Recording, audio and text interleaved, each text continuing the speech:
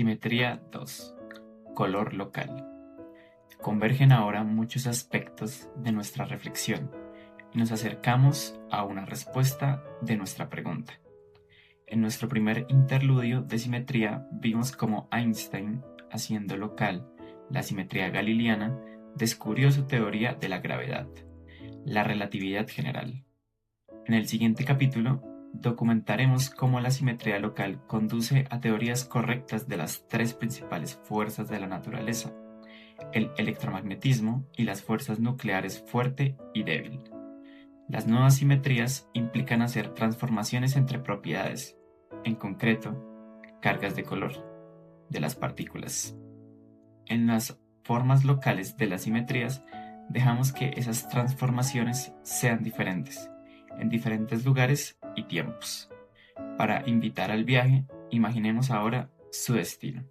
Anacromía. El arte anamórfico deforma la estructura espacial de las imágenes. Es una excelente representación del tipo de transformaciones del espacio-tiempo, que la relatividad general acomoda como simetrías. El tipo de transformaciones que acomodan otras fuerzas vendrían mejor representadas por una forma artística que se cultiva menos, si es que existe en absoluto. El arte anamórfico deja intacta la estructura de color de sus imágenes. En el arte anacrómico, por el contrario, modulamos la estructura de color de las imágenes, mientras dejamos intacta su estructura espacial. En este punto, unas cuantas imágenes valen más que muchos miles de palabras. La lámina GG es una obra pionera de arte anacrómico. Lámina GG, ilustrando las transformaciones en el espacio de color. Arriba a la izquierda está la imagen original de un puesto de chuches en Barcelona. Arriba a la derecha se le han aplicado una transformación simple y rápida en el espacio de color. En los dos paneles de abajo se le han aplicado dos transformaciones locales diferentes, una moderada y otra drástica. En ella vemos 4 versiones de una foto de un mostrador callejero de dulces en Barcelona. Arriba a la izquierda tenemos la foto original mínimamente procesada. A su derecha vemos el resultado de una transformación rígida de los colores, en que cada píxel se ha transformado de la misma manera. Para empollones, B se transforma en R, A se transforma en B, R se transforma en A, en el esquema convencional rojo, verde, azul, o RBA. En los dos paneles de abajo se han aplicado unas transformaciones de color más complicadas, donde la naturaleza de las transformaciones cambia de un lugar a otro. Abajo a la izquierda vemos el efecto de las transformaciones relativamente suaves, mientras que abajo a la derecha vemos el efecto de otras más drásticas. Una respuesta a nuestra pregunta. Los lugares de culto encarnan la aspiración de sus arquitectos y de las comunidades a las que representan, a la belleza ideal. Sus métodos expresivos de elección incluyen el color, la geometría y la simetría. Consideremos, en particular, la gloriosa lámina HH. Lámina HH. Geometría, color, simetría, anamorfia y anacromía otorgan poder a una belleza espléndida. Aquí, la geometría local de las superficies y los patrones locales de color cambian a medida que nuestros ojos los exploran. Es una encarnación vibrante de la anamorfosis y la anacromía, los mismos temas que nuestro descubrimiento del diseño profundo de la naturaleza haya encarnados en su corazón. ¿Encarna el mundo ideas bellas? Ahí tenemos una respuesta delante de los ojos. Sí, el color y la geometría, la simetría, la anacromía y la anamorfosis, como fines en sí mismos, son solo una rama de la belleza artística. El mandamiento islámico contra el arte figurativo tuvo un importante papel en el protagonismo de estas formas de belleza, como también lo tuvo el requerimiento físico de la estabilidad estructural. Necesitamos columnas para aguantar el peso de los techos y arcos, y cúpulas para distribuir la tensión. Las representaciones de los rostros humanos, cuerpos, emociones, paisajes, escenas históricas y demás, cuando están permitidas, son materias artísticas mucho más comunes que estas bellezas austeras. El mundo, en su diseño profundo, no encarna todas las formas de belleza, ni las que la gente sin una formación especial o un gusto muy inusual suele encontrar más atractivas.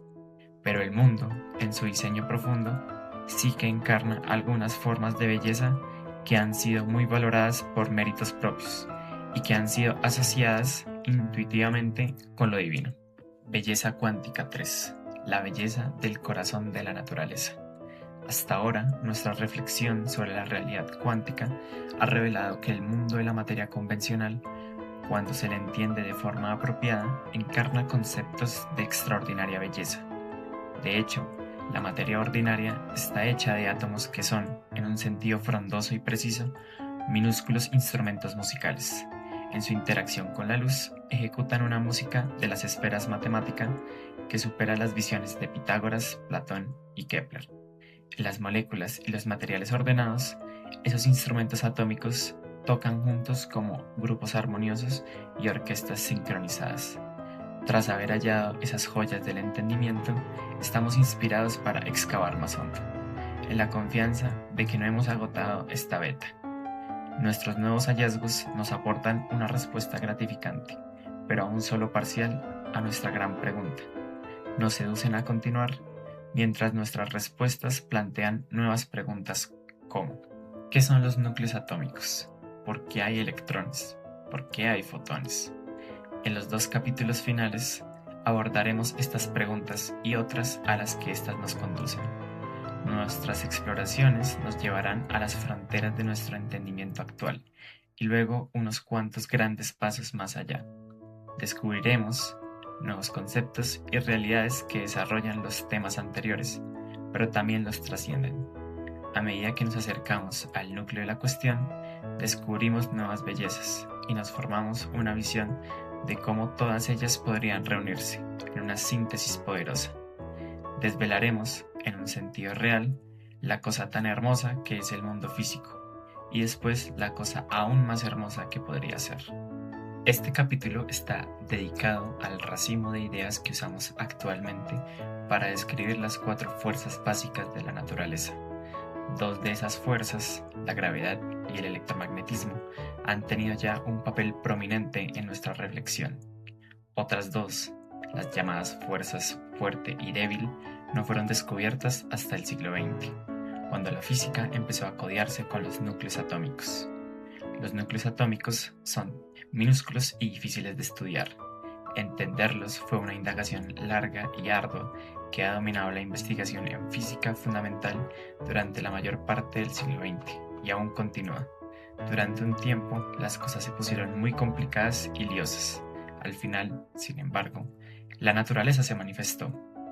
Hoy tenemos teorías de las fuerzas fuerte y débil que son dignas de situarse junto a la gravedad de Newton y Einstein y la electrodinámica de Maxwell. Como veremos en este capítulo, los conceptos y ecuaciones que necesitamos para describir las fuerzas fuerte y débil son unas mejoras naturales y bellas de los conceptos y ecuaciones que surgen al describir la gravedad y el electromagnetismo. Y al revés, nuestra comprensión de las fuerzas fuerte y débil nos da una nueva perspectiva sobre las teorías anteriores, subrayando la esencia que todas ellas comparten. Esa esencia compartida apunta a una unidad subyacente y más profunda. En el próximo capítulo veremos cómo esa unificación alcanza su madurez. Acercándose al centro, las teorías reinantes de las fuerzas fuerte, débil, electromagnética y gravitatoria suelen agruparse y llamarse modelo estándar. Como ya mencioné en la introducción, ese término prosaico lleva la modestia demasiado lejos. Para empezar, el modelo estándar tiene un aire de sabiduría convencional, con fuertes connotaciones de pensamiento estrecho y falta de imaginación. Y, en segundo lugar, modelo estándar tiene el aire de cuenta de la vieja, apuntando a alguna especie de construcción cruda y hecha a medida.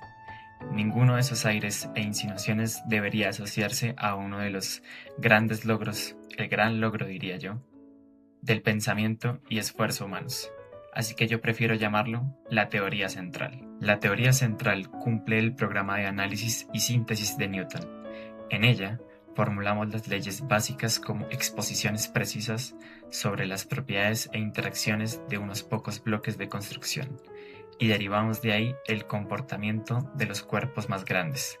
Generamos la materia tal y como la conocemos, en toda su riqueza, a partir de unos pocos ingredientes cuyas propiedades e interacciones describimos por completo y con precisión. La teoría central suministra un fundamento seguro, como ley física, para todas las aplicaciones de la física a la química, la biología, la ciencia de materiales, la ingeniería en general, la astrofísica y los principales aspectos de la cosmología. Sus fundamentos se han puesto a prueba con una precisión de sobreadecuada para estas aplicaciones y en condiciones más extremas. La teoría central, como veremos, encarna ideas bellas, pero esas ideas son extrañas y ocultas en profundidad. Lleva algún crecimiento imaginativo y algo de paciente disposición captar su belleza. El reto de alcanzar un entendimiento honrado, por oposición al pensamiento crudo o iluso, es eterno. Una de las pocas historias que se atribuyen a Euclides, probablemente apócrifa, es la respuesta que dio a su patrón, el rey Ptolomeo I, cuando le preguntó si había una introducción a la geometría más fácil que la expuesta en elementos. Se supone que Euclides respondió: Señor, no hay un camino real a la geometría. Pese a ello, espero haber demostrado que hay cosas bellas de la geometría que puedes vislumbrar mediante la imagen y la intuición sin un estudio prolongado. De modo similar, presentaré aquí unas imágenes y explicaciones que te permitirán vislumbrar hermosos aspectos de la teoría central. Y, no por coincidencia, son los aspectos más centrales. Los experimentos que históricamente sirvieron para establecer las ideas de la teoría central dieron sentido a pistas sobre el comportamiento de un enorme y desconcertante reparto de partículas inestables, descubiertas, sobre todo, en experimentos de aceleradores de partículas de alta energía. En las exposiciones convencionales de la teoría central surgen muchas complicaciones de su apariencia superficial, materializada en un mundo de partículas elementales, que luego resultan no ser tan elementales. En medio de esa complejidad, las ideas subyacentes quedan oscurecidas. Por fortuna, las ideas centrales de la teoría central son más simples que las evidencias que las establecen. Es importante que las evidencias existan, por supuesto, pero lo más servicial para nuestra reflexión es centrarnos sobre todo en las ideas, más que en su demostración. Tras estas generalidades, vamos a describir el contenido de este capítulo. Para facilitar la digestión, lo serviremos en 4 platos. En la primera parte vamos a explorar, mediante imágenes y metáforas, lo que yo considero el alma de la teoría central, los conceptos fundamentales de espacio de propiedad y simetría local son muy adecuados para ese tratamiento, o lo que es lo mismo, son conceptos bellos. Con eso, al nivel de los ideales platónicos, el trabajo está prácticamente acabado. Las partes restantes aportan el tipo de conexiones que demanda nuestra pregunta, es decir, ideal se corresponde con real. En la segunda parte discutiremos la fuerza fuerte con bastante profundidad y en la tercera parte la fuerza débil, de forma más selectiva. La historia completa de la fuerza débil, en particular, contiene muchas complicaciones que apenas tocaremos. Según el entendimiento actual, francamente, no parecen muy hermosas. En la cuarta parte presentaré muy brevemente el reparto completo de personajes y luego lo resumiré todo. En ese punto tendremos una idea clara tanto de la belleza de la teoría central como de las deficiencias estéticas que le quedan, preparando la escena para las aventuras de nuestro capítulo final. Parte 1. El alma de la teoría central. Espacios de propiedad. Los humanos somos, como ya hemos reflexionado, unas criaturas intensamente visuales. Una gran proporción de nuestro cerebro está dedicada al procesamiento visual, y somos muy buenos en eso. Somos unos geómetras con talento natural, adaptados para organizar nuestra percepción visual en términos de objetos que se mueven por el espacio. De manera que, aunque es posible tratar las propiedades de las partículas y las fuerzas en términos puramente numéricos y algebraicos, sin intentar poner los conceptos en términos geométricos, resulta humanamente atractivo traer imaginería espacial y geometría. Hacerlo nos permite reconfigurar los módulos más poderosos de nuestro cerebro para nuevos propósitos y jugar sin dificultad con los conceptos. En otras palabras, hace aflorar la belleza de esos conceptos. Las ecuaciones esenciales de la teoría central y las extensiones que consideraremos después están bien adaptadas a la imaginería espacial. Tenemos que estar preparados, sin embargo, para ser flexibles y para hacer unos cuantos ajustes a nuestras nociones cotidianas de la geometría espacial. La nueva idea clave es la de espacio de propiedad. El personaje de Monsieur Jordan se mostraba encantado de saber, por su profesor de filosofía, que había estado hablando en prosa. M. Jordan. Entonces cuando digo, Nicole, tráeme las zapatillas y ve a buscar mi gorro de dormir, ¿eso es prosa?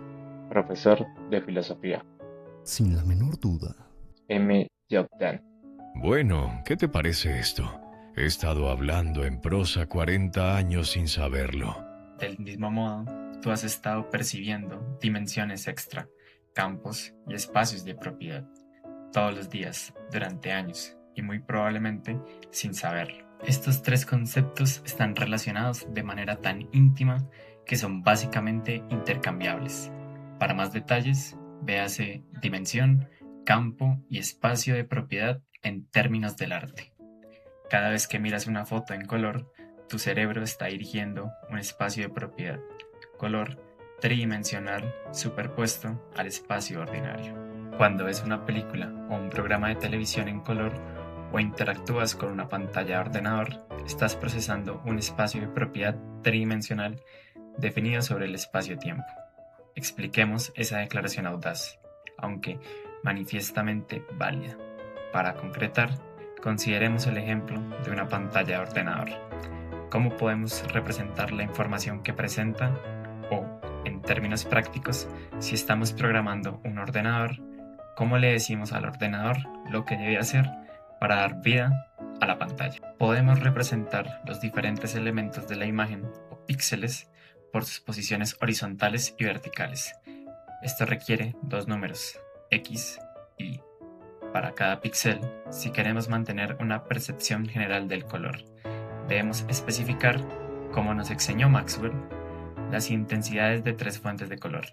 Esas fuentes suelen elegirse como tres formas de rojo, verde y azul, y sus intensidades se denotan R, V, A. Así que, para decirle con precisión al ordenador lo que necesita representar a un tiempo dado t en cada posición de la pantalla, tenemos que especificar 6 números: t, x, y, r, v, a. Dos de esos números, x, y, dan la posición espacial, como hemos dicho, y los tres números t, x, y dan la posición en el espacio-tiempo. Los tres números restantes describen el color. Considerados simplemente como números, se parecen mucho a los tres primeros, y por lo tanto es lógico y se muestra como inmensamente fructífero declarar que esos tres números definen posiciones en un nuevo espacio, un espacio de propiedad que se superpone al espacio-tiempo. Figura 32. El concepto de dimensiones extra, representado de modo abstracto. En cada punto del espacio ordinario hay un espacio adicional que encarna dimensiones extra. Las dimensiones extra son aquí esferitas. He aquí dos imágenes, una abstracta y otra tangible, que ilustran el concepto de espacio de propiedad. Figura 32 y láminas II y JJ. Láminas II, JJ. El cubo de color RVA representa las opciones que uno tiene. En cada punto, para colorear un elemento de la imagen, píxel, mediante la visión en color, accedemos a tres dimensiones extra. En la primera figura representamos geométricamente una propiedad simple del espacio, adosado a cada punto del espacio ordinario. Flota un espacio adicional. Aquí, el espacio adicional abstracto tiene la forma de una esfera. Nuestro espacio de propiedad de color, descrito más arriba, se representa de un modo más natural como un cubo tridimensional, porque cada una de las posibles intensidades oscila como una fracción de su valor máximo entre 0 y 1. Esta se muestra en la lámina II. La lámina JJ representa el espacio que muestras cuando miras a una pantalla de ordenador, como acabamos de exponer. Como puedes ver, es una materialización concreta y colorida de la figura 32. El color asignado a los píxeles se describe por una posición en un espacio de propiedad tridimensional RVA, como describimos antes. En la lámina KK jugamos con el espacio de propiedad del color y mostramos parte de su flexibilidad y fertilidad. Lámina KK. El concepto de espacio de propiedad de color se ilustra aquí restringiendo una imagen a rodajas del color que corresponden a una arista y a una cara del cubo, antes de acceder al cubo entero. Las etiquetas electromagnética, débil, fuerte, aluden al hecho de que nuestras teorías centrales utilizan espacios de propiedad de 1, 2 y 3 dimensiones. Abajo se muestra una imagen fotográfica normal. Podemos cortar rebanadas de la misma materia prima, proyectándola en subespacios de menos dimensiones del espacio de propiedad. Arriba a la izquierda proyectamos solo en verde, V, reduciendo así el espacio de propiedad del color a una dimensión. Arriba a la derecha proyectamos en verde y rojo, omitiendo el azul, y reduciendo así el espacio de propiedad del color a 2 dimensiones. Hay paralelos asombrosos entre estos espacios de propiedad de diferente dimensionalidad y la infraestructura de nuestra teoría central. A ese hecho que explicaré ahora es al que aluden las etiquetas de la lámina KK, electromagnética, débil y fuerte. La electrodinámica, en el lenguaje de la teoría cuántica, describe cómo los fotones responden a la distribución de carga eléctrica en el espacio y el tiempo. En otras palabras, los fotones perciben y reaccionan a las posiciones y velocidades de las partículas cargadas eléctricamente. Así que los fotones ven en cada punto del espacio-tiempo un solo número que indica la cantidad de carga eléctrica en ese punto. Es decir, que los fotones ven en un espacio de propiedad unidimensional. Como trataremos en detalle dentro de poco, la fuerza fuerte es una especie de electrodinámica dopada con anabolizantes.